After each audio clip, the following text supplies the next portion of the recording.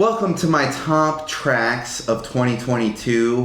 2022 was a great year. I listened to a lot of music, but I didn't listen to a lot of paranormal music.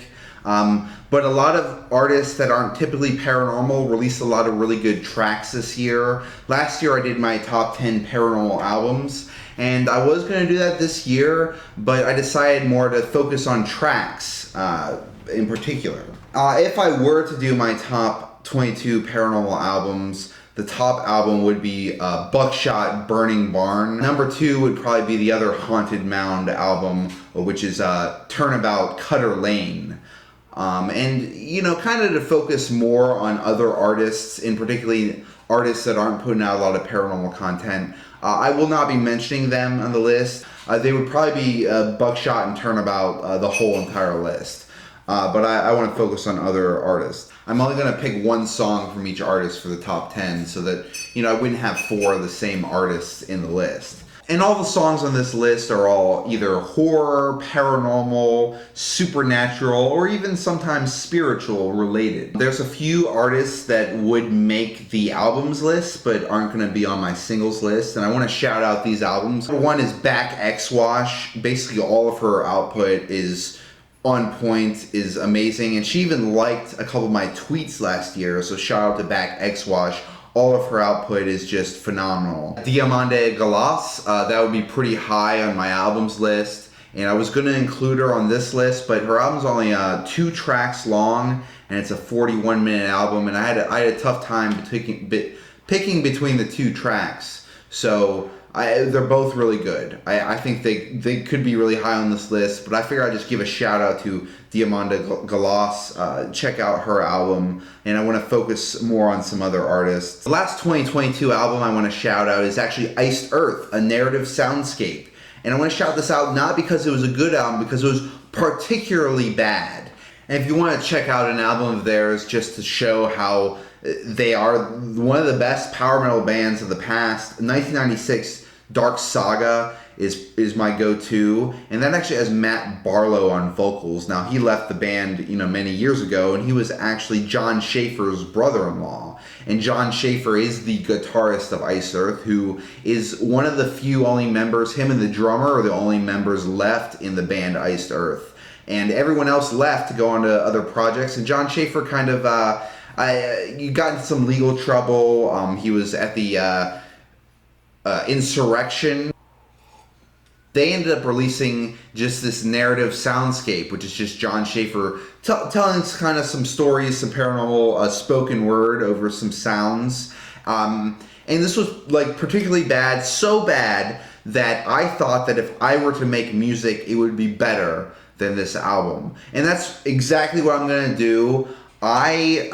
This year there wasn't many paranormal albums that really was to my liking, and I think that I can make paranormal music that I would enjoy, and therefore hopefully everyone else would enjoy. So be on the lookout for some Gabe Mathews music. I'm gonna make some music this year. If there's any producers out there who want to help me produce some music that I'm passionate about, some paranormal music, some spooky songs, you know, send me a message. Let's make some good paranormal music. I don't have much musical talent, but I feel like I can do better than John Schaefer in Iced Earth. All right, let's get to the list. Number 10, Red Hot Chili Peppers' Afterlife. Just as Ghostbusters released a Ghostbusters Afterlife movie with a subtitle Afterlife, which you can check out my review here on the screen, but Red Hot Chili Peppers released a song called Afterlife. Coincidence? Who knows? John Frusciante came back to the Red Hot Chili Peppers this year, and they ended up releasing 2 double albums. And the last one they released, The Return of the Dream Canteen, is their best album since 2006 Stadium Arcadium. That Flea bass line kicks in, John Frusciante plays, does his thing, Chad Smith getting the drum on, and Anthony Kiedis sounds more fired up than he has. It's like Red Hot Chili Peppers, they're back, baby. And they write a song about the afterlife. And here's some lyrics from the song. Well, the afterlife sings one for me. Lost in the length of those warm-ass horizons, the afterlife knows where I'll be. Just an overall really good song on a really good album, but I would like them to get more specific with their lyrics. What is their belief in the afterlife? Is there a heaven? Is there a hell? Are they a ghost that's still trapped wandering around on this planet?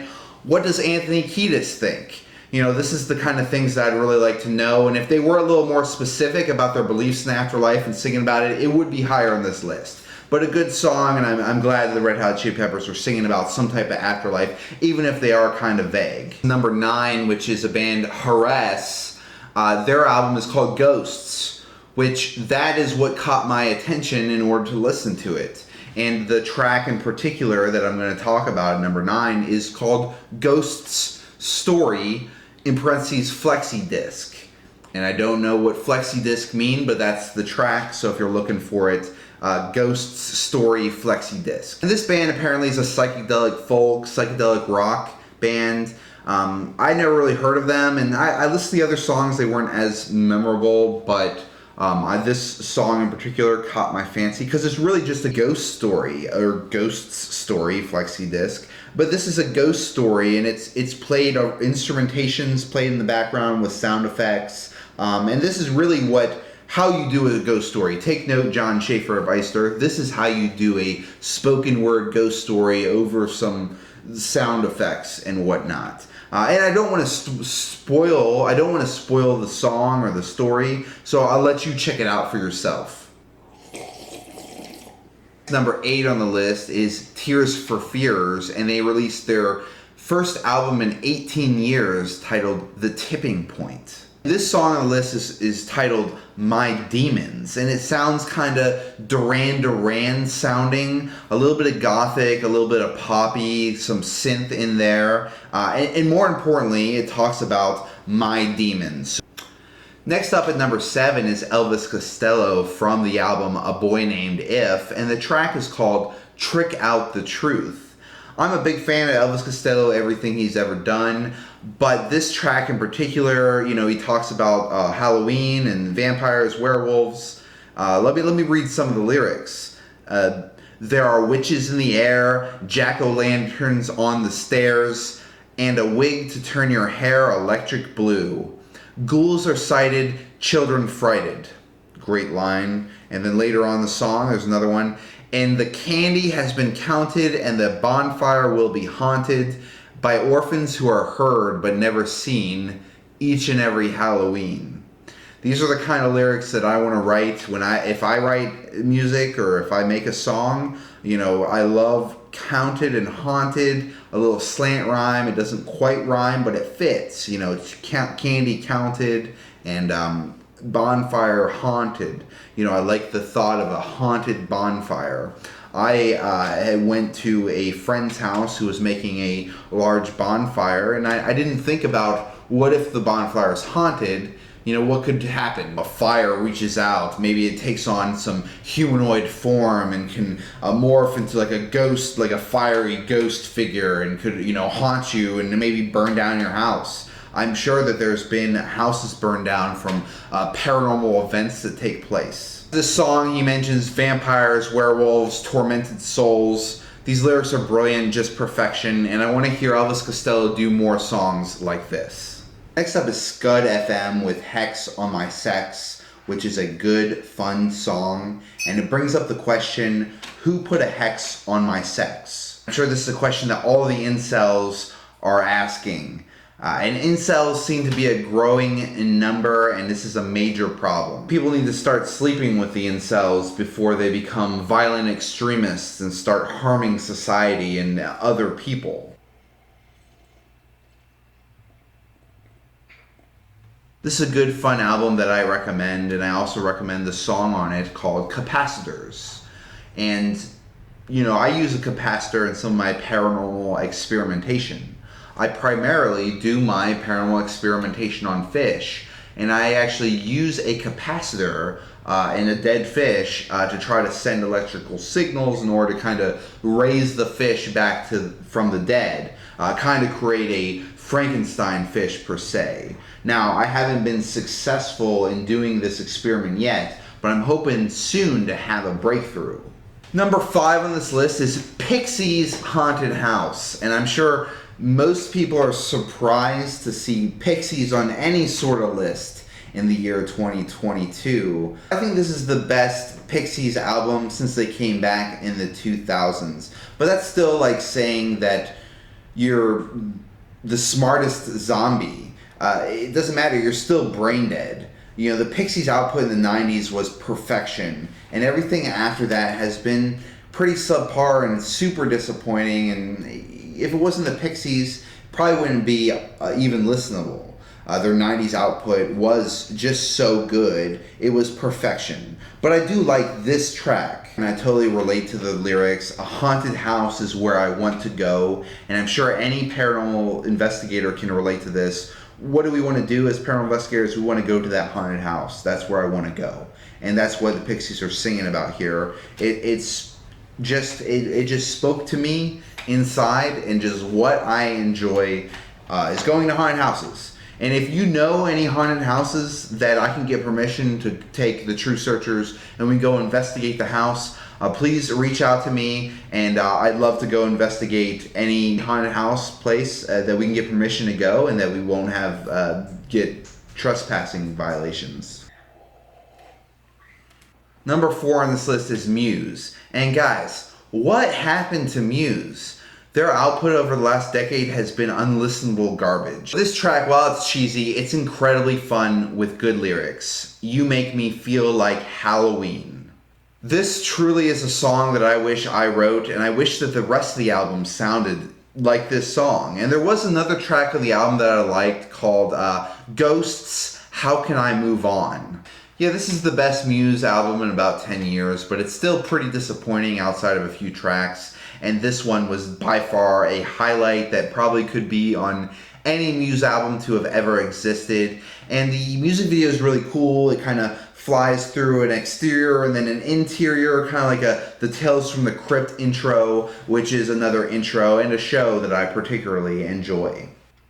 Number 3 is Spoon, Lucifer on the Sofa. Kind of a theme for me this year where a band kind of releases one of their weaker albums, and it is the case for this Spoon album, but it is Spoon, so it is still great. And this track is a complete banger. It's about Lucifer, the devil himself, sleeping on your sofa. And the lead singer, Britt Daniel, he wrote this track during COVID lockdown. Lucifer on the sofa is not literal. It's a metaphor for being at your lowest point. But literal or metaphorical, it doesn't matter. The thought of having an evil demonic creature sleeping on your couch is terrifying. And this is just a groovy tune that only Spoon can write. And number 2 on my list this year is Ghost off the album Impera.